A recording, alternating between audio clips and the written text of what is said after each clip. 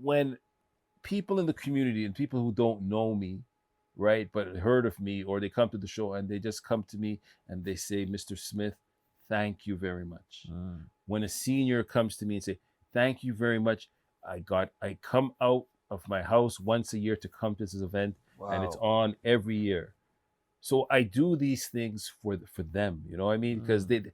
they look up to me. So Mm. one of the things I want to say too as well, I mean, like, the show has been going on for 15 years. Yeah. And I tell people, you know what, because of who I am, right, I'm looking for other things to motivate me. So it's like, I don't have that same passion and fire and energy Mm. that I have putting on the talent show that I had in the past, because now it Mm. could run itself. Right. So if I could find other, some youth and some people who want to take it over, and they Mm. can interject their own ideas to do something different, because I have other things that I'm working on too at the same time. So, Mm. and that's just like anything natural. Anybody who has a business and stuff like that, you're growing it, it's reached a particular level, Mhm. but I have ideas for other projects, or Mm. finding ways, how can I make the talent show better? But I have other things to do. And as I said, Got everything it. is energy, because you got Mm. family, you got this, you got to make time, for other, have to try to have a balance. So, Right. but yeah, the talent show is I'm very, very proud of, It's it's amazing.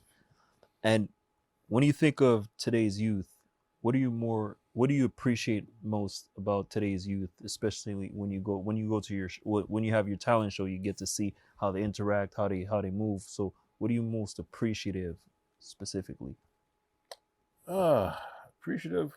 I think the fact that, just as like a simple event like that could, you know, make a difference in their lives and stuff, that the discipline that they do to prepare themselves for the show. And as I said, we also try to, once the artists are chosen, we do everything we can to get them prepared for the show, but also other aspects in their lives too as well. Because one of the things with Money the talent show Mm. is that we do provide financial literacy, we call it workshops for them too at the same time. Right. And we try to connect them too with other agencies that work in the field of, whether music, which is like Factor Canada or Canada Council of the Arts, Yes. to expose them to resources that are there if they want to really develop themselves as an artist. Mm. Because people just, and it's funny too, because I just saw something in the news yesterday too as well, Mhm. and it was saying that a lot of BIPOC artists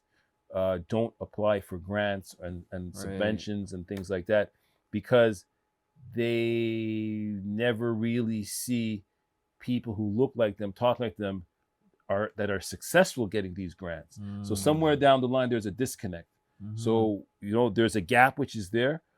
And I see that, and I said, you know what? Okay, you know what? I need to do it, because I'm kind of like in that ecosystem. Mhm. I need to find ways to bridge that gap. So Got once it. call me the cultural connector. That's That's it. it. The connector.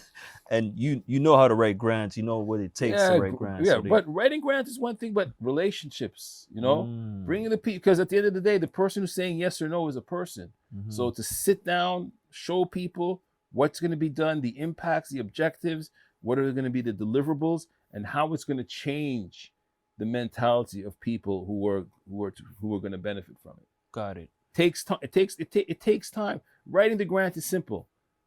Bringing people together is what's Mm. really important.